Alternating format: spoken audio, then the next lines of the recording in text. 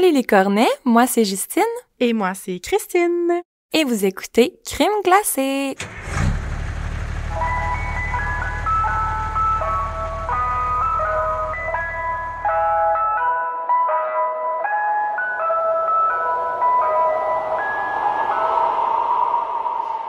Et là, ok la gang, allô? Allô? On enregistrait pendant 30 minutes puis j'avais pas fait record. Ouais. Comme une nouille. Comme un petit cornet. Comme un véritable cornet. Fait mais on ouais, reprend. fait que c'est ça, on va recommencer. Ben allô, c'est ça, j'espère que vous allez bien parce que là vous êtes pas au courant de tout ce qui se vient de se passer. Première des choses, faut dire que c'est Jus encore une fois cette semaine qui va raconter l'histoire. Oui. Parce que j'ai mon horaire ces temps-ci n'a pas de maudit bon sens et j'ai ça, c'est ça, j'ai pas eu le temps, j'ai zéro eu le temps de finir mon histoire. Puis c'est pas grave, ça me fait plaisir de prendre la relève pour une semaine, puis y a rien là, c'est sûr que ça va m'arriver un jour aussi que tu prendras ma semaine, fait que j'espère juste que ma voix vous gosse pas trop, parce que moi, elle me gosse un peu. Fait que désolée, vous allez m'entendre souvent.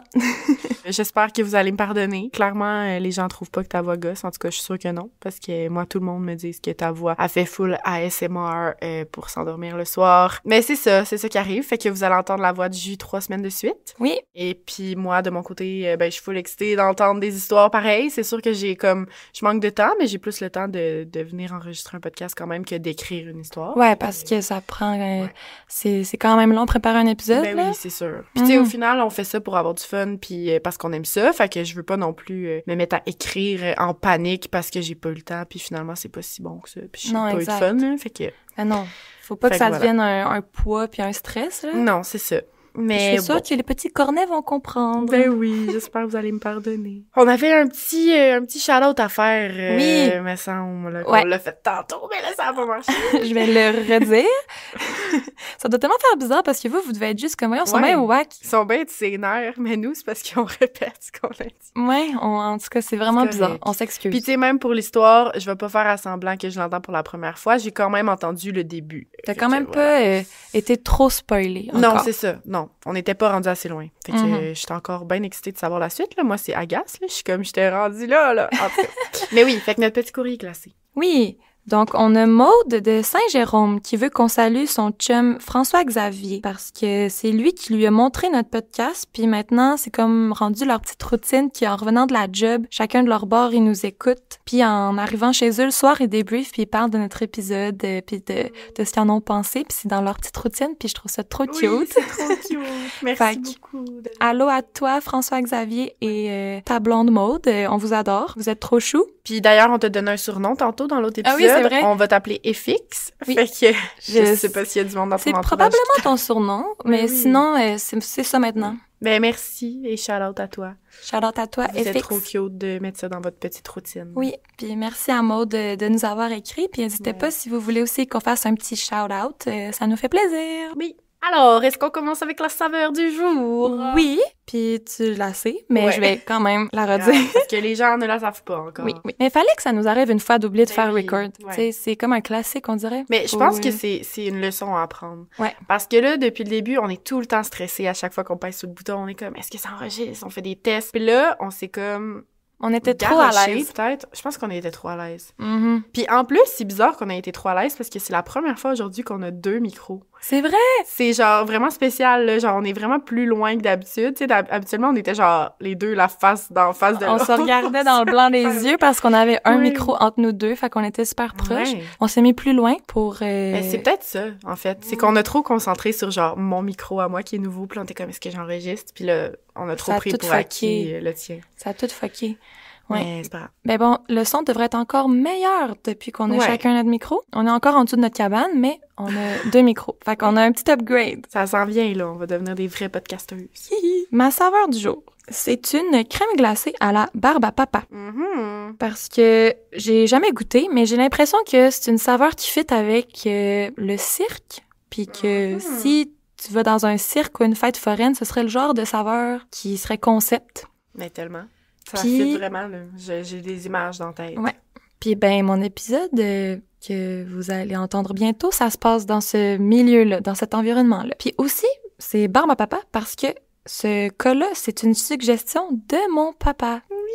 Fait que salut à toi, Julien. Salut, Julien! Merci de nous écouter! Oui, merci d'être mon fan numéro 1. Je t'aime. Oh, Puis oui, c'était le premier cas suggestion qu'on fait ici, d'un de nos cornets. Ben, ça commence bien. Faire une petite suggestion de son papa. Oui. Puis j'ai hâte de savoir pourquoi il te l'a suggéré. Est-ce que j'ai hâte de savoir ton histoire? Ben, je la sais déjà, en fait. J'ai répété la même affaire que tantôt. Mais on laisse faire. En fait, coupons peu au montage. Je suis une vraie comédienne, finalement. Non, mais c'est ça, il va falloir que tu nous dises pourquoi ton papa. Oui.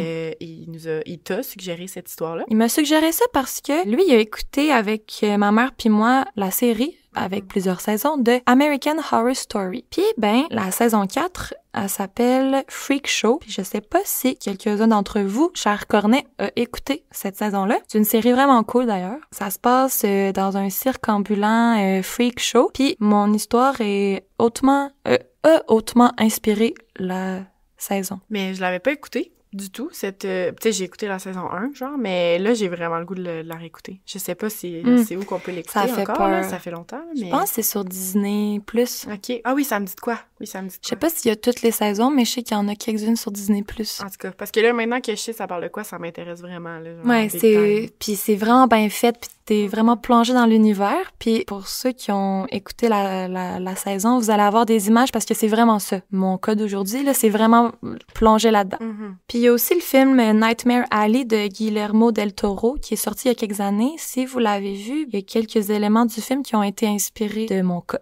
Fait que ça peut vous faire des petites images. Parce que oui, mon histoire, c'est celle de la vraie histoire du Lobster Boy, tête d'affiche d'un freak show. Dans la saison 4 de American Horror Story, Lobster Boy il est joué par Evan Peters. Pour ceux qui le connaissent, c'est lui qui a joué Jeffrey Dahmer dans la série qui vient de sortir. En plus, ce dude, genre cet acteur, je sais pas, je trouve qu'il a la face parfaite pour jouer un whatever, ce que tu vas nous raconter aujourd'hui, mais genre, il a la face parfaite. Ouais, il a un visage assez atypique, il est un peu épeurant, ouais. Je vous invite à aller voir sur Instagram les photos que je vais publier pour que vous compreniez vraiment avec des images de quoi je parle. Ça l'aide là, à se plonger dans l'histoire, là. C'est fou. Parce que vite de même, tu me dis un freak show, puis j'ai aucune idée, tu sais, c'est quoi, là. Avant que tu m'en parles tantôt, là, je savais pas. Mais là, j'ai vraiment hâte, d'ailleurs, de voir les photos, là, de tout le monde qui fait partie de l'histoire, là. C'est fou. Mais ouais. Donc, je t'amène dans la ville de Gibsonton, Tampa, en Floride. Et je ne te parle pas des Florida Men, cette fois-ci. Puis mon histoire commence autour des années 20-30, dans les débuts de la ville, puis des gens qui s'installent là-bas, mais elle va finir dans les années 2000. Fait que, c'est plus une ville qui est encore là. Oui.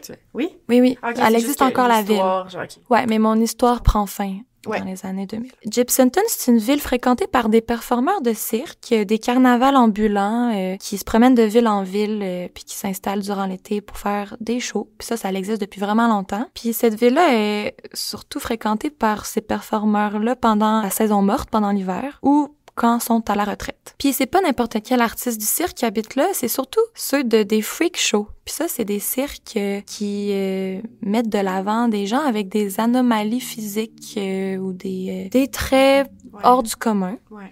Puis, tu sais, je dis freak show, mais c'est je dis pas ça pour être offensante, là, ça s'appelait vraiment comme ça, puis ces gens-là, ils s'autoproclamaient c'est eux qui appelaient ça de même. Oui. C'est pas comme si les gens faisaient ça pour rire d'eux autres. Là. Non, exact. Okay. C'est un peu péjoratif comme terme, mais bon. Ouais. Fait que c'était vraiment des cirques des gens comme toi puis moi, mais qui ont un handicap quelconque, une anomalie quelconque, et devenaient des bêtes de cirque, puis les gens, ils payaient juste pour les voir. C'est fou, pareil. Vraiment, là. Puis Gibsonton accueillait ces gens-là parce que c'est devenu vraiment rapidement une ville super accueillante et ouverte d'esprit. Personne jugeait. Fait que ces gens-là de freak show, ils se sentaient à l'aise de se retrouver là, puis c'est devenu comme un repère pour eux. Puis c'est entre autres grâce à Al, un fermier de 8 pieds de haut, et sa femme Jeannie, qui mesurait 2 pieds et demi. Ça, c'est... Ouais. C'est fucked up. Genre, je sais que tu me l'as dit tantôt, mais je suis pas capable d'en revenir. C'est fou, là. Il y a des photos d'eux, là, puis il la tient d'une main, genre... Ok, t'as la photo de... Ouais. Il la tient d'une main? Ouais. Puis elle tient en équilibre dans ses mains, genre. C'est une vieille photo des années 30, là. 8 pieds puis 2 pieds, genre, non. C'est comme les premiers un peu... les premières personnes un peu hors du commun qui se sont installées à Gibsonton. Ils ont tellement été bien accueillis que les autres se sont sentis à l'aise de les rejoindre. Mais c'est ça, tu sais, si c'est pas fait comme dans l'humiliation puis qu'on a fait le freak show juste pour rire de ces gens-là, si c'est plus comme une communauté qui se comprennent puis qui vivent ensemble là-dedans, ben c'est beau, là, dans le fond.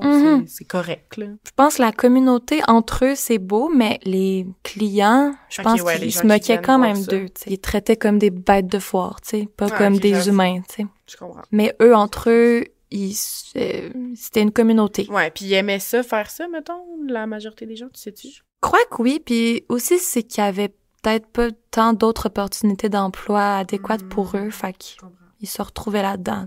Ouais. Fait que, ouais, Al et Jeannie, quand ils se sont installés à Gibsonton puis ont été autant accueillis, ça a ouvert la porte à toutes sortes de gens au physique hors normes à venir s'installer aussi. Puis la ville, elle s'est comme full adaptée à eux. Genre, le bureau de poste, il y avait un bureau plus bas pour les personnes de petite taille.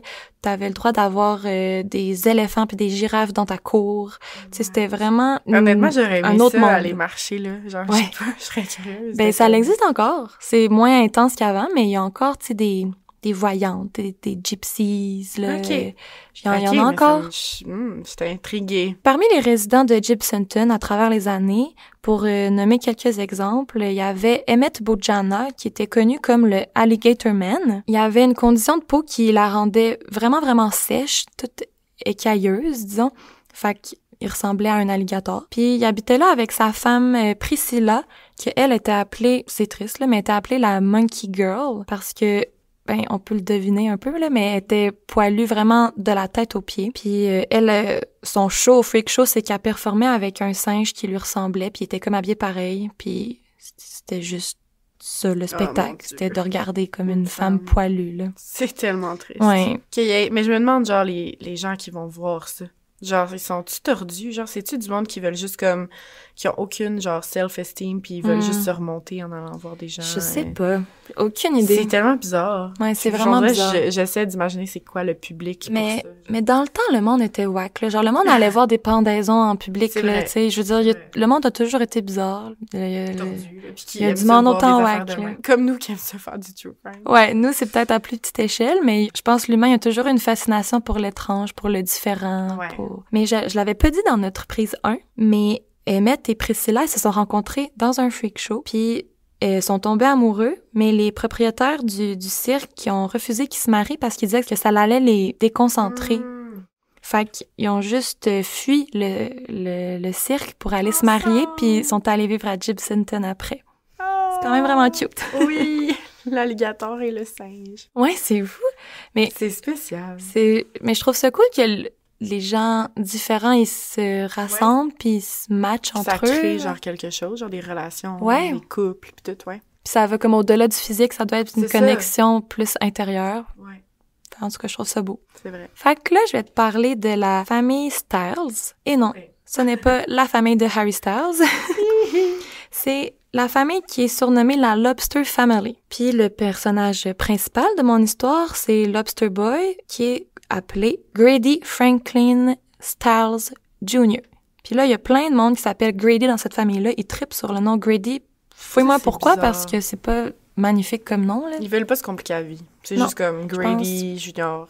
Grady Junior numéro 2. C'est ça. Fait que je vais essayer d'être claire, mais il va y avoir beaucoup de Grady dans l'histoire. Grady Junior, il est né le 26 juin 1937. La famille de Grady Styles est appelée la Lobster Family parce que il y a une malformation génétique qui court un peu dans leurs veines, dans leurs gènes, qui s'appelle l'ectrodactylie. Puis ça fait en sorte que les doigts puis les orteils sont fusionnés ensemble.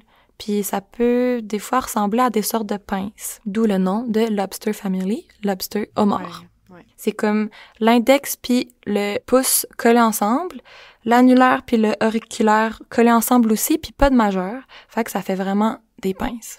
OK. C'est vraiment spécial. Ouais, vraiment. Puis les pieds, ça peut être aussi juste des mognons ou juste une malformation différente. C'est pas automatiquement des pinces, là. Non, je comprends. Puis cette condition-là, elle coule dans les gènes de la famille Styles depuis 1840. Puis le père de Grady, Grady Stiles Sr., il a cette condition. Ouais. Puis il l'a donné à son fils Grady Stiles Jr. Il y a plusieurs manifestations de cette sorte de maladie. Des fois, c'est juste une main, des fois, c'est les 2 mains, juste les pieds, etc. Le père de Grady, lui, il l'a juste sur ses mains, mais son fils, Grady Stiles Jr., lui, il l'a sur les 2 pieds et les 2 mains. Fait qu'il peut pas marcher parce que ses mains sont en forme de pince, mais ses pieds, c'est comme juste 2 mognons. En fait, il y a comme quasiment pas de pieds. Ouais. Fait qu'il peut pas se déplacer. Fait qu'il est en chaise roulante. Ouais, il est en chaise roulante. Le père de Grady, lui, il peut marcher, fait qu'il vit quand même une vie normale, il est capable de travailler, mais là, à la naissance de son fils, il commence à s'inquiéter parce qu'il voit bien qu'il pourra pas avoir la même vie que lui. Puis aussi, en 1940, c'était peut-être moins adapté qu'aujourd'hui pour les personnes en fauteuil roulant, tu sais, c'était pas la même chose qu'aujourd'hui, là. J'avoue. Grady, il a 2 sœurs, une qui a pas la condition, tu sais, ça montre que c'est pas automatiquement transférable de génération en génération, l'électrodactylie, mais il y a un gros ratio de chance de l'avoir. Puis son autre sœur, elle a la condition seulement sur un pied. Fait que ses parents ont décidé de l'amputer pour lui donner une prothèse, comme ça, elle peut sensiblement vivre une vie, entre guillemets, normale, là. Je veux pas dire que c'est pas normal, mais une vie classique. Ouais. Mais bon, Grady, lui, un petit gars en fauteuil roulant avec des pinces à la place des mains, ça fait qu'il se fait beaucoup intimider, malheureusement. Puis il a grandi à Pittsburgh, en Pennsylvanie, dans un quartier assez rough, où tout le monde le niaisait. Il était comme le petit gars bizarre. Ouais, c'est sûr, ça commence pas bien, là. Puis les enfants sont méchants, là, c'est sûr. Là. Ben oui. Tu vois ça, là, pis t'es pas capable de penser à d'autres choses que... En tout cas. Donc là, son père, il s'inquiète de plus en plus sur la qualité de vie de son fils. Fait qu'il décide de trouver une manière de prendre avantage de la condition, puis de montrer à son fils comment faire de l'argent sur le dos de son handicap. Parce que tant qu'il y a à l'avoir, c'est ça. Vaut mieux en profiter. En 1944, dès l'âge de 7 ans, Grady Stiles Jr. et son père ont rejoint un freak show. Puis c'était pas trop difficile comme setup, là. Ils sont juste payés à être chaque soir devant une foule, à juste exister, à montrer leur pince, genre. Voyons donc. Puis, aller vivre à Gibsonton, puis faire des circonambulances, elle allait l'éloigner des gens qui riaient de lui, puis lui créer comme une communauté de gens comme lui, ou du moins qui ont une anomalie qui peut s'identifier, puis ils peuvent relate ensemble. Mais j'ai comme l'impression que le mal, il est pas mal déjà fait, là, j'imagine, là. Ouais, ça l'a quand même créé, je pense, un complexe en lui, tu sais, c'est beaucoup fait niaiser, puis ça laisse des traces psychologiques. Sûr que même si, là, il se fait accepter par la nouvelle communauté, comme toujours dans sa tête, il va avoir, genre, les gens qui ont ri de lui, puis oui. La méchanceté des autres, là, en tout cas. Vraiment. Fait qu'il déménage à Gibsonton, puis le père et le fils sont devenus le Lobsterman et le Lobster Boy. Grady Jr., il a tout de suite adoré sa job. Tu sais, il a quand même 7 ans, là, c'est jeune. Ouais. Fait qu'il a juste connu ça. Il a grandi dans les cirques, dans les carnavals, tu sais, c'est trash un peu, tu vis dans des roulottes, dans des tentes, c'est full bohème, là. C'était ça, sa vie. Mais tu sais, en plus, ça a dû passer de 0 à 100, là, de genre, je vais à l'école, je suis en chaise roulante, à comme...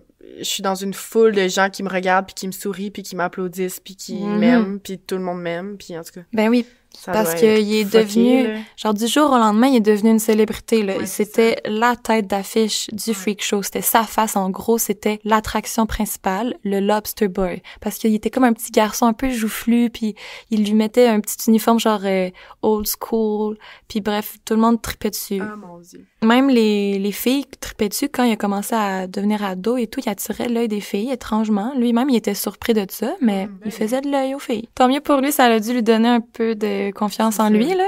C'est ça. C'est quand même les tueurs, ils ont des groupies, là, en prison, puis dans leur procès. Écoute. C'est vrai, pourquoi pas. Je suis pas étonnée. Un homme avec cette condition-là, ouais. Il y a juste des pinces, c'est pas grave. Ouais. C'est vrai. Si seulement ça s'arrêtait là. Ben, c'est ça. Ouais. Là, je suis là que je l'aime, mais genre, je pense pas que je vais l'aimer dans pas long. Ouais. Ouais. Là-bas, en vivant à Gibsonton puis dans le freak show, il apprend à écrire puis à ramper à la place de se déplacer en chaise roulante. Fait que il abandonne rapidement la chaise roulante pour juste ramper avec ses avant-bras. Puis il devient super à l'aise et efficace avec ça. Puis ça lui fait développer une énorme force musculaire du haut du corps. Genre, il y a des pectoraux puis des biceps, là. Tu sais, il est fort, là. Mais ça doit, là, crème. Ouais. Tu ramper tous les jours de ta vie, là, ça te fait du muscle, là. C'est sûr. Ouais. Ça devait être spécial à voir, quand même.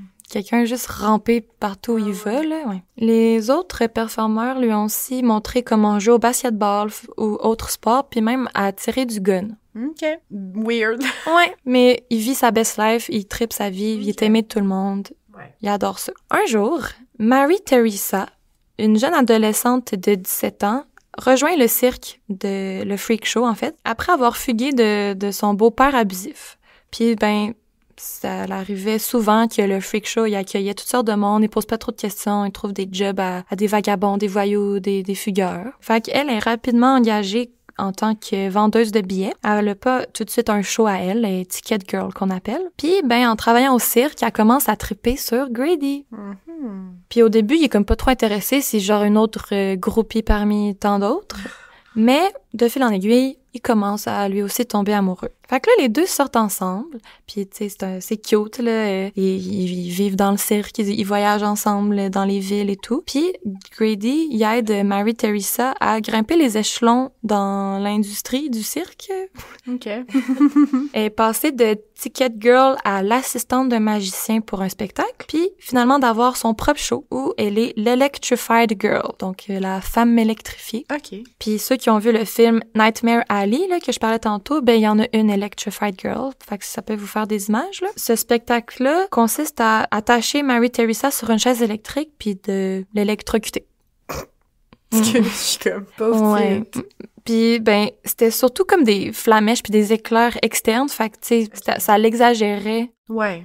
Pour le spectacle. Le choc, là, ouais, c'était mais pour le show. Elle devait avoir comme quand même mal. Oui, elle sentait les chocs. Puis elle s'habituait avec le temps, mais elle sentait quand même des chocs électriques, mais ils étaient vraiment moins pires. T'as besoin de faire ça, genre, c'est ça ta vie. Ouais. T'es différent, fait que fais un puis fou de toi devant tout le monde, puis tu vas être payé. Elle a aucune condition, là.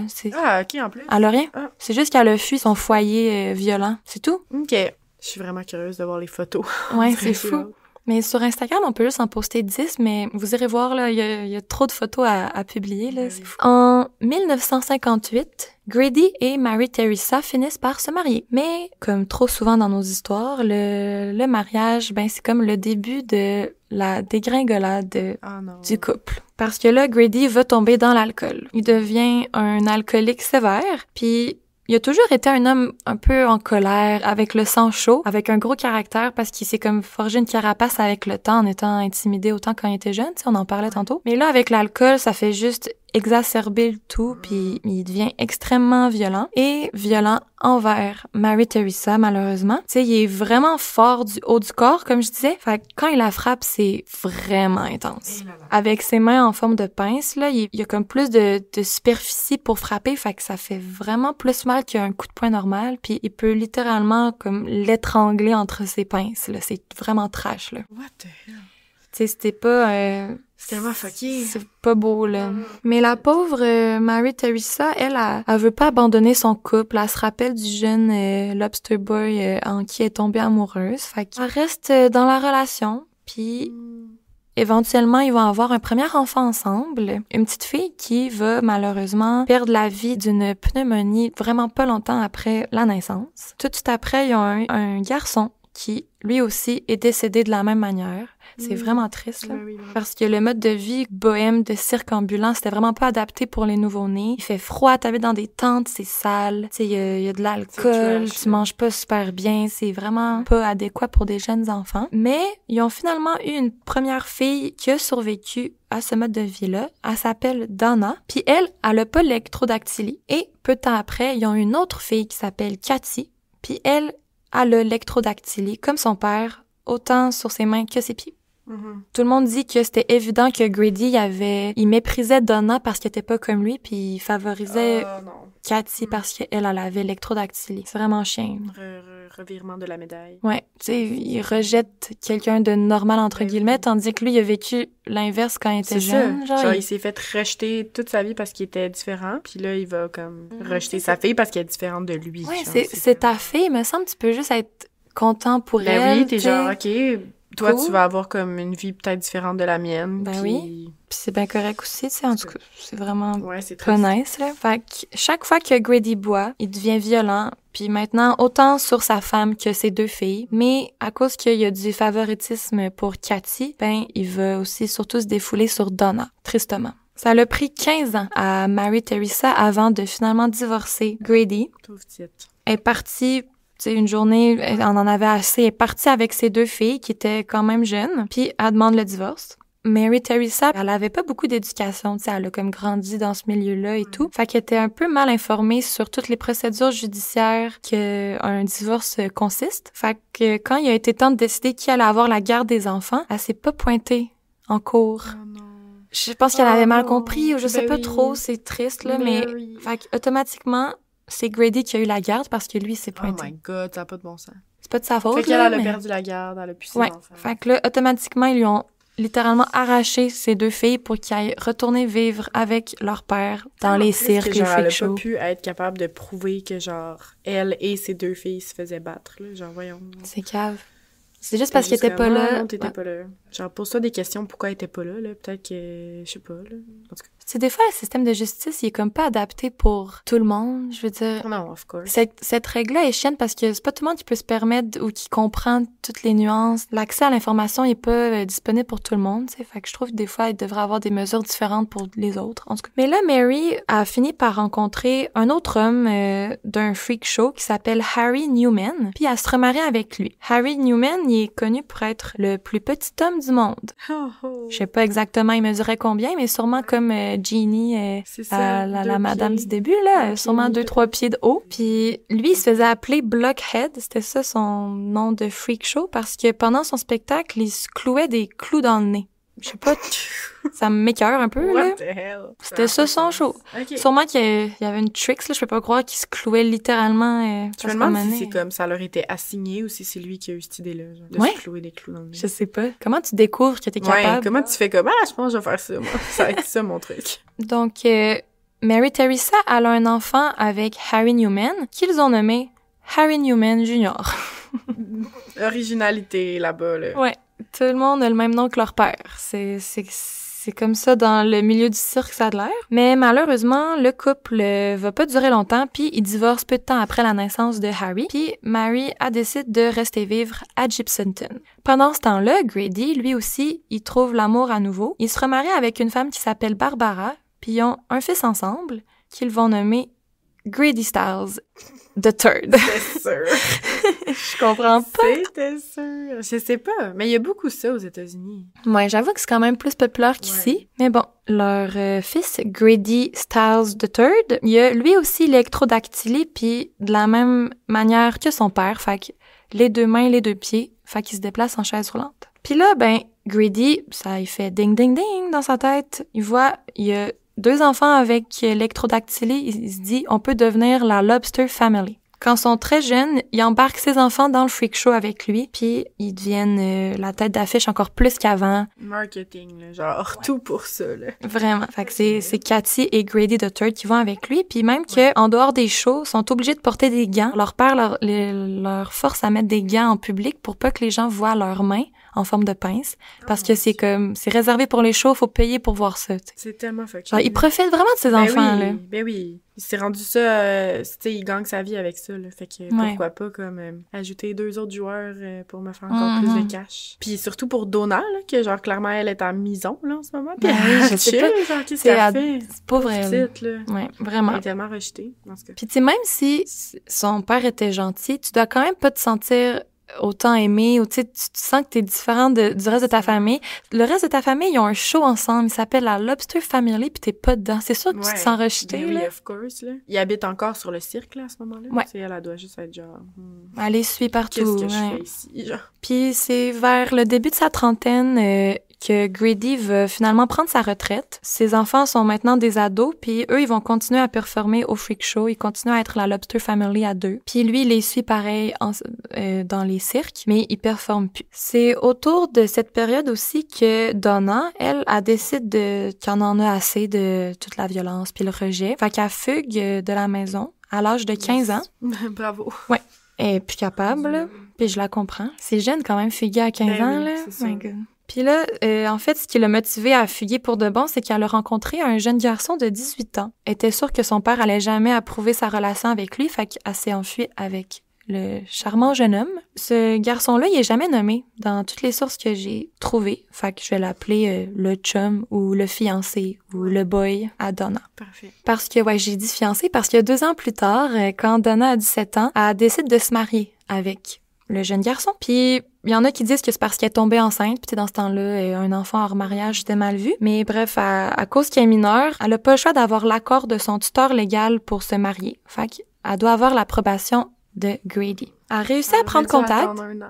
Ouais, c'est fou. T'aurais vraiment dû attendre un an. Mais c'est peut-être là que l'affaire du bébé est logique. Peut-être que ça pressait. Ah, peut-être. Ouais, un an, elle aurait accouché, tu sais. Ouais, je comprends. Mais ouais, elle a réussi à prendre contact avec Grady, puis étonnamment, il accepte. Mm-hmm. Fait qu'en 1978, personne sait exactement comment cette journée, après-midi-là s'est passée, mais la veille du mariage de Donna et son fiancé, soit Grady s'est ramassé d'une manière ou d'une autre seul dans une pièce avec le fiancé, ou soit il l'a volontairement amené à l'isoler pour qu'ils soient les deux ensemble. Mais il était revenu dans leur vie, comme, ça veut dire? Ouais. Tu sais, mettons, elle a fugué de chez ses parents. Ouais, et je pense qu'il est revenu pour se marier justement avec la famille présente. Ouais, oui, sûrement parce que son père y avait donné l'accord, fait qu'il était comme... Il voulait être présent au mariage. Ouais. À un certain moment, Donna, elle entend un gros boom. Puis là, elle panique parce qu'elle sait, mon Dieu, mon père, il est tout seul dans une pièce avec mon chum. J'entends un gros bruit. C'est inquiétant. Elle court les rejoindre, puis elle voit son fiancé étendu par terre dans une mare de sang. Clairement décédé, malheureusement. Puis elle remarque tout de suite que c'est des blessures par balles. Il y a des trous de balles sur son torse. Puis là, elle lève les yeux. Puis elle voit juste son père qui tient un fusil en direction de son fiancé. Là, Grady, il fait juste la fixer en disant « Better him than me ». Donc, vaut mieux lui que moi. Ouais. C'est tellement fucked up. Là, Grady, il a même pas essayé de cacher le fait que c'était lui qui avait tiré. T'sais, il avait encore le fusil pointé clairement. Il a tout avoué tout de suite, mais il disait que c'était de la légitime défense. Permets-moi d'en douter. Ouais, c'est ça. Il dit, là, on a juste sa version des faits. Il y avait personne dans la pièce, puis l'autre personne est morte. Fait que on a juste la version à Grady. Mais il dit qu'ils ont eu un désaccord par rapport au mariage, puis que le jeune homme était un peu, tu sais, il narguait Grady. Il disait, je vais la marier pareil, tu peux rien faire contre moi, je l'aime, on va se marier, peu importe ce que tu dis. Puis là, Grady, ça l'a insulté, s'est senti inférieur. Le fiancé, lui, c'était un jeune homme de 20 ans, puis quand même bien bâti, grand, fort, en forme. Grady, il s'est vu comme plus faible, tu sais, il a un handicap physique, il peut pas marcher, il s'est senti comme impuissant, puis ça l'a fâché. Ouais. Fait que là, il dit que la chicane a tourné en bataille, puis que là, il s'est dit, j'ai aucune chance de me battre contre ce gars-là. Puis c'est pas vrai parce qu'il était vraiment fort. Mais c'est ça, on était capable pas de dire qu'il rampait avec ses bras à terre. Tu sais, il était capable de battre toute sa famille. J'étais sûre qu'il était moindrement capable de se défendre contre un seul homme. Ouais. Tu sais, au moins juste attendre qu'il y ait quelqu'un qui intervienne, genre. C'est vraiment louche. Ouais. Moi, j'arrête pas de me dire que, tu sais, il a pas dit à sa fille, oui, tu peux le marier pour rien. Là. Non, moi, je pense qu'il avait prévu tout ça. C'est ça. Mm-hmm. Fait que, au procès, Grady, lui, il joue beaucoup sur son handicap, puis c'est la première fois qu'il fait ça parce qu'avant, il a toujours assumé sa condition, puis il a jamais vu ça comme un point faible chez lui. Il était fier, genre. Ouais, puis il a toujours vécu une vie normale, comme n'importe qui d'autre. Mais là, il a décidé de mettre ça à son avantage en essayant de faire pitié. Il se tire dans le pied. Non, c'est pas un bon jeu de mots, je m'excuse. OK, mais dans le fond, on l'aime pas. Fait que je peux dire que là, il s'est clairement tiré dans le pied. Ouais, on se permet de rire de lui parce qu'il est vraiment méchant. Ouais, c'est ça, OK. Fait que là, tu sais, même s'il avait jamais utilisé sa condition comme excuse avant, là, c'est son argument numéro 1 pour sa légitime défense. Je suis un pauvre homme handicapé qui s'est senti menacé, j'avais pas le choix, blablabla. Grady Stiles il a été finalement reconnu coupable du meurtre au 3e degré, donc homicide involontaire. OK. Puis ça peut englober la légitime défense. OK, parfait. Il y a eu 3e degré surtout à cause de son handicap. Ça l'a comme pesé beaucoup dans la balance. Puis son histoire de légitime défense, blablabla. Ouais. Mais moi, je pense que c'était prémédité, puis il voulait se venger de sa fille qu'il aimait pas, puis il s'est senti inférieur au futur mari de sa fille, puis il a pas aimé ça. Puis en plus, elle avait fugué, fait que c'était comme une façon de se venger un peu. Mm-hmm.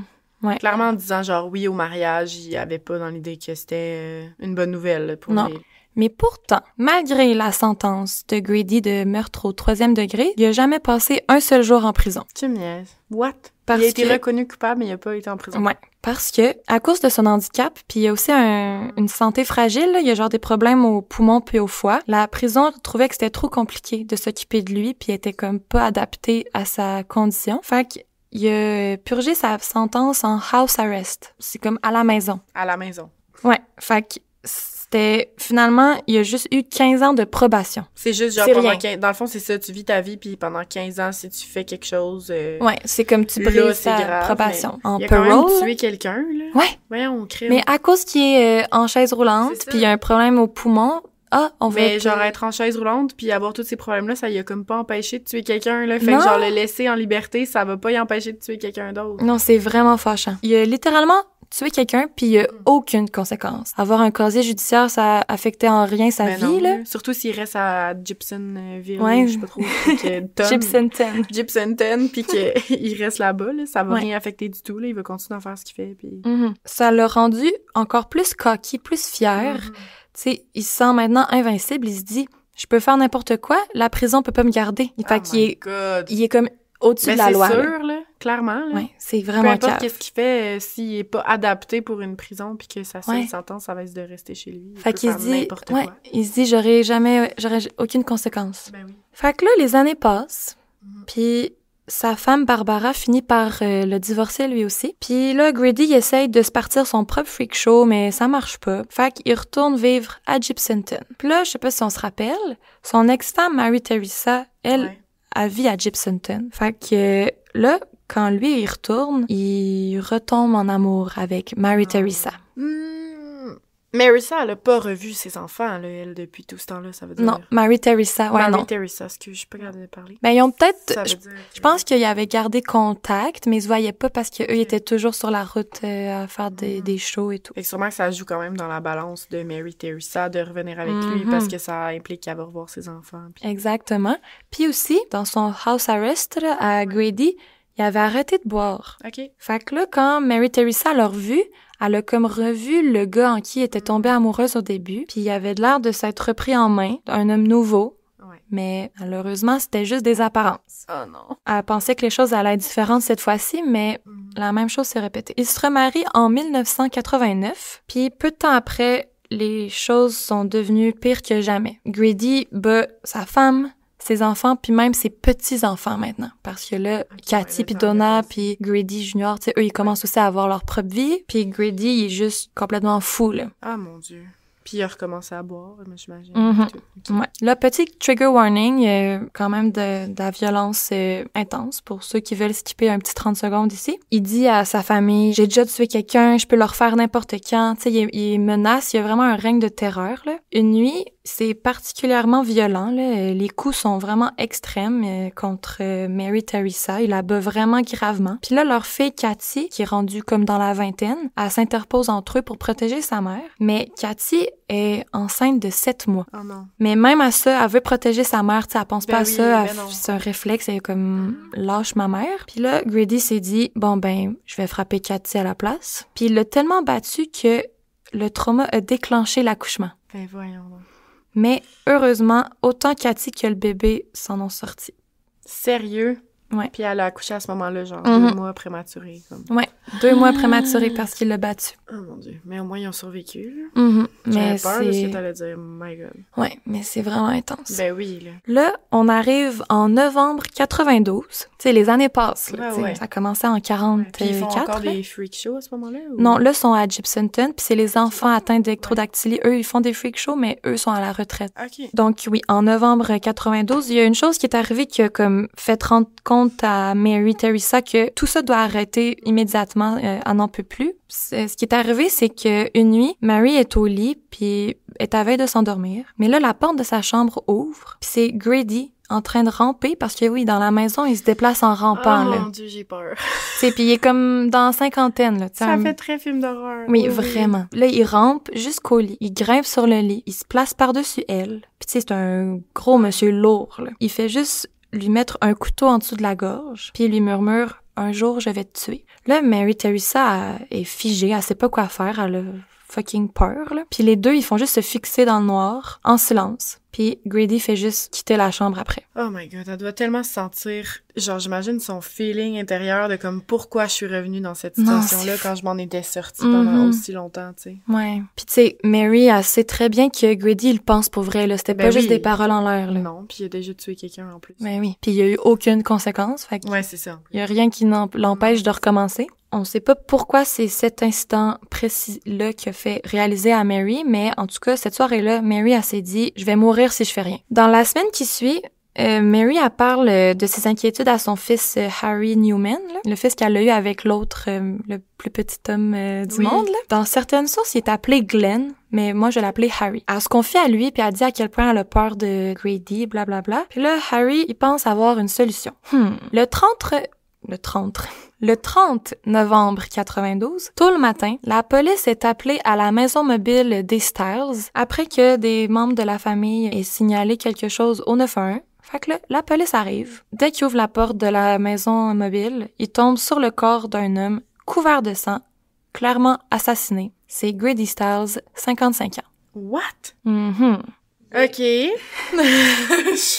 Quoi?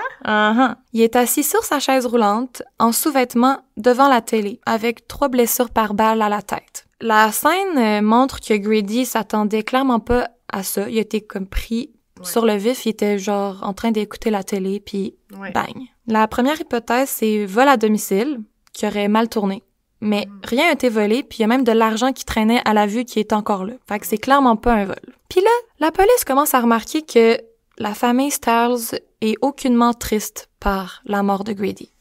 Peut-être qu'ils ont sont peut-être un petit peu perturbés, mais... Mais tout le monde sont comme contents et rassurés. Hein? Ouais, fait qu'ils commencent à trouver ça bizarre. On estime la mort de Grady Styles à 23h la veille au soir. Donc, ça a quand même pris du temps avant qu'on appelle la police. T'sais, elle a juste été appelée le lendemain matin. Après avoir discuté avec des voisins puis la famille, la police a été capable d'estimer une ligne du temps des événements. Grady était seul à la maison ce soir-là, puis les voisins disent avoir entendu des gros bruits autour de 11h du soir. Donc, probablement les coups de feu. Sa femme Mary puis son beau-fils Harry, eux, ils étaient à l'extérieur chez d'autres membres de la famille. Puis c'est quand ils sont retournés à la maison le lendemain matin qu'ils ont trouvé Grady mort, puis qu'ils ont appelé le 911. Puis là, la police, elle trouve ça tout de suite louche, que c'est un drôle d'adon que Mary et Harry étaient pas là pile pendant les heures du meurtre, puis qu'ils arrivent le lendemain matin, tôt le matin, pour tomber sur son corps. Ça.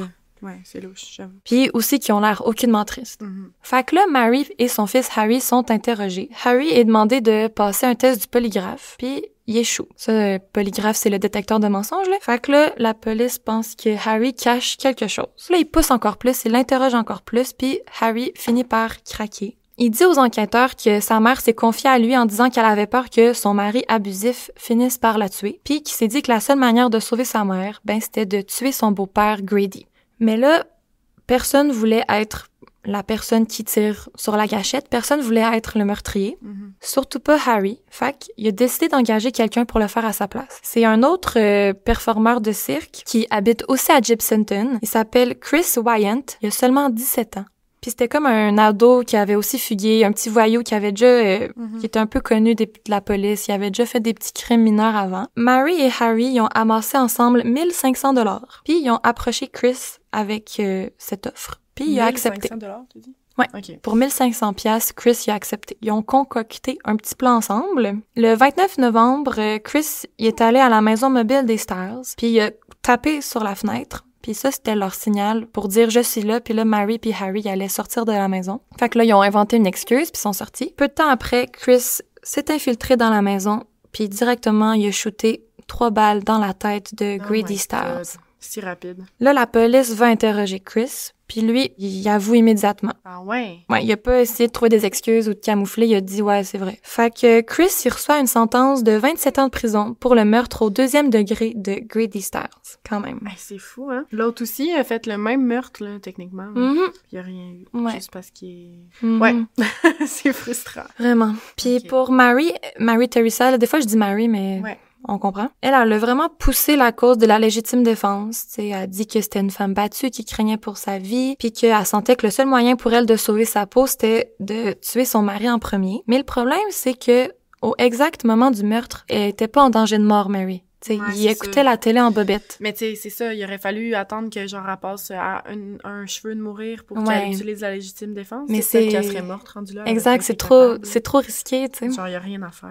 Mhm. Puis là, tous les enfants des Stars ils ont témoigné en disant que Grady, c'était un homme extrêmement violent, qui les battait, qui a déjà battu Cathy, qui était enceinte de 7 mois, qui a déjà tué le fiancé de Donna, fait qu'il était capable de tuer, puis qu'il allait clairement tuer leur mère un jour. Puis là, la cour a juste demandé à Mary pourquoi tu devais le tuer. T'aurais pu juste t'en aller, tu l'avais déjà fait, t'avais déjà divorcé. Pourquoi t'as pas juste refait la même chose? Là, elle a dit qu'elle avait trop peur de s'enfuir parce que Grady trouverait un moyen de la retrouver. Puis elle voulait pas laisser ses enfants avec lui parce qu'il était comme, il est violent avec mes enfants. Elle venait comme de les regagner, fait qu'elle voulait pas les relaisser encore. Puis ben, ses enfants, ils ont des malformations assez uniques, fait que Grady allait être facilement capable de les retrouver. Genre, il allait pas passer inaperçu s'il s'enfuyait puis il allait se cacher dans une autre ville. C'est sûr. Puis aussi, la seule manière pour cette famille-là de survivre puis de faire de l'argent, c'était de travailler dans des freak shows. Fait qu'ils pouvaient pas tant s'en aller. Il y avait besoin du freak show pour vivre. Fait qu'elle s'est dit, ma seule option, c'est de le tuer. Parce que même si je signale violence conjugale quelconque, il ira pas en prison. Il y avait vraiment aucune autre option dans sa tête. Puis, tu sais, je peux comprendre. Surtout, tu sais, tu vis tellement de violence, tellement d'abus, tu penses plus clair, t'as tellement peur. Tu sais, je comprends un peu sa logique, là. Tu sais, genre, je peux comprendre que personne ne devrait tuer personne, là, mais genre, j'imagine même pas comme toutes les questions qu'elle avait. Tu sais, comme qu'est-ce qu'elle aurait fait, tu sais. Oui, puis ça a pas dû être facile pour elle parce qu'elle l'aimait vraiment, tu sais.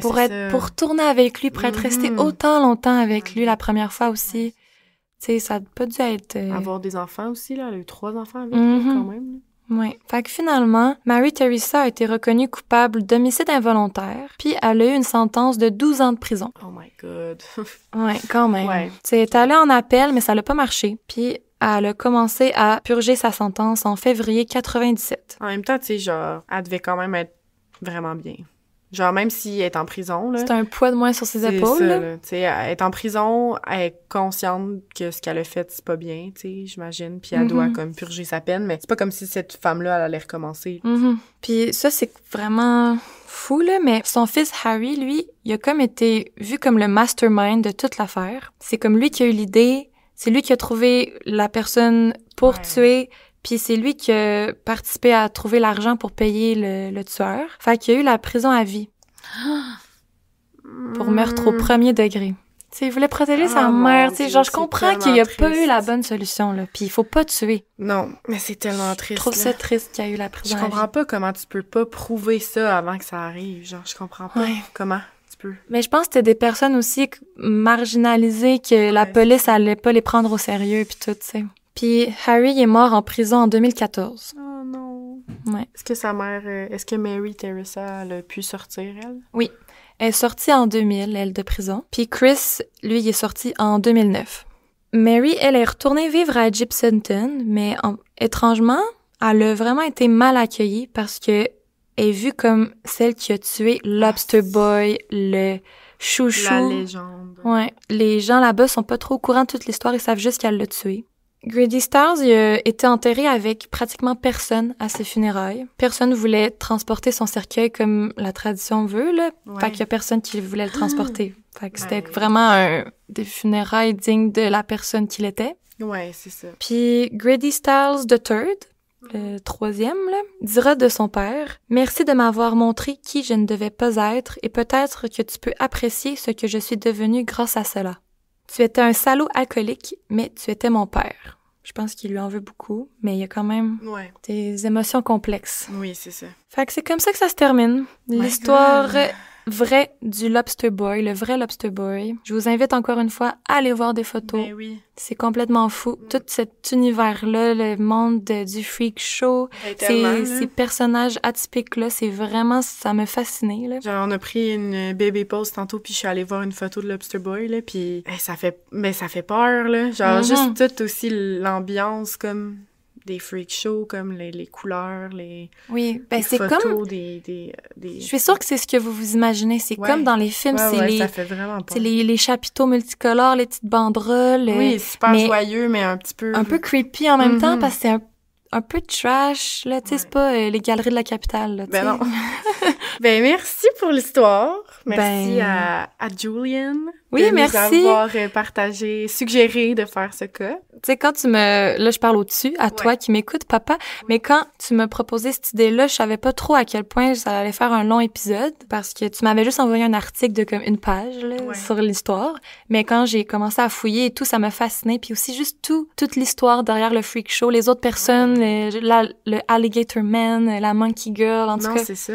Fait que je suis vraiment contente. Merci. Fascinant. Merci de la suggestion. Puis merci à vous, chers cornets, de toujours être présents avec nous, puis de autant nous encourager, commenter nos publications, tous les messages que vous nous envoyez, ça nous motive tellement à continuer. Tellement. Vous avez pas idée. Ça ne fait que grandir et monter, puis on est vraiment, vraiment contente, puis ouais. Merci vraiment beaucoup. Ouais, on vous aime. On veut le dire à chaque épisode. On vous aime beaucoup, beaucoup. N'hésitez pas à nous écrire sur Instagram ou Facebook ou Gmail, crimeglacé@gmail.com. Vous pouvez laisser une note 5 étoiles sur Spotify puis Apple Podcast. Oui, ça nous ferait full plaisir. Et la semaine prochaine, ce sera encore moi. Oui, c'est ça. Fais-moi un teaser, je suis prête. Ça se passe... C'est une histoire qui a un lien avec l'océan, la mer. OK. J'ai hâte de savoir. Donc, restez là. Et on se revoit la semaine prochaine. Oui, on se revoit la semaine prochaine. Bye! Bye bye!